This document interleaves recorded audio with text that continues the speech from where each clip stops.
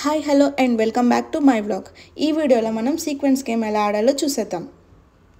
So ఇందులో మనకి 2 sets of cards ఉంటాయి. ఈ గేమ్ని 3 టీమ్స్ ఆడొచ్చు. మోర్ దెన్ 3 టీమ్స్ అంటే మనం ఆడలేము. సో మనకి ఇప్పుడు 2 ప్లేయర్స్కి 7 కార్డ్స్ పంచాలి. అలాగే 6 ప్లేయర్స్కి 5 కార్డ్స్, 10 ప్లేయర్స్కి 3 కార్డ్స్, 3 ప్లేయర్స్కి 6 కార్డ్స్, 8 ప్లేయర్స్కి 4 కార్డ్స్ అలా పంచాలన్నమాట. సో మనకి ఈ డెక్లో 8 జాక్స్ అనేవి ఉంటాయి. 4 జాక్స్ వచ్చేసి 2 ఐస్ ఉంటాయి. అలాగే మిగతా 4 వచ్చేసి 1 ఐ ఉంటాయి అన్నమాట.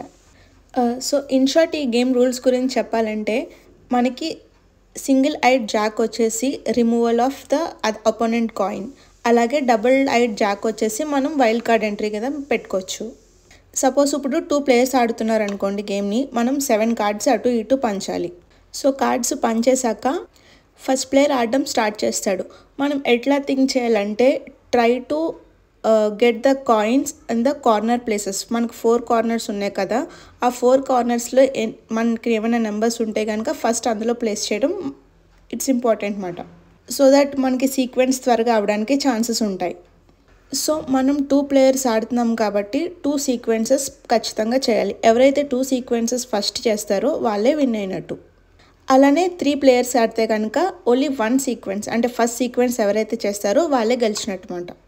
అండ్ ఈ డెక్లో మనం జాకర్స్ని రిమూవ్ చేసేస్తాం. We will not use those joggers. So ఇందులో మనకి లాస్ ఆఫ్ కార్డ్ అనేది కూడా ఉంటుంది. ఎట్లా అంటే ఇప్పుడు సపోజ్ నేను కార్డ్ వేసాను, కాయిన్ పెట్టాను, but I forgot to pick the card. So నేను ఒక కార్డ్ని లూజ్ అయిపోతాను. సో అది నాకు డిసడ్వాంటేజ్ కింద ఉంటుంది అన్నమాట. సో రిమైనింగ్ 6 కార్డ్స్తోనే నేను గేమ్ ఆడాలి. అండ్ మనకి డెడ్ కార్డ్ అనేది కూడా ఉంటుంది. ఎట్లా అంటే సపోజ్ మనకి 10 స్పేడ్ ఉందనుకోండి, అది ఆల్రెడీ ఫిల్అప్ అయిపోయింది మనకి గేమ్లో బోర్డ్లో. సో ఆ కార్డ్ని మనం ఎందుకు యూస్ చేయలేం. So that will act as a dead card.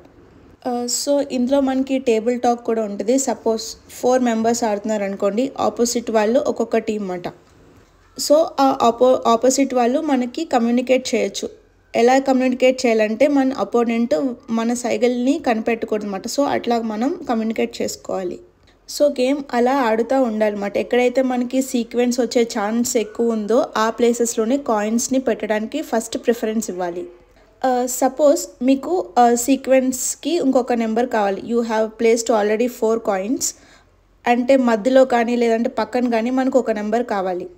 ఆ నెంబర్ వచ్చే వరకు వెయిట్ చేయకుండా ఇన్ కేస్ మన దగ్గర కనుక 2 ఐడ్ జాక్ ఉంటే కనుక దాన్ని వైల్డ్ కార్డ్ ఎంట్రీ కింద యూస్ చేసుకుని ఆ ఏదైతే నెంబర్ లేదో దాని ప్లేస్లో పెట్టుకుని మనం సీక్వెన్స్ చేసుకోవచ్చు.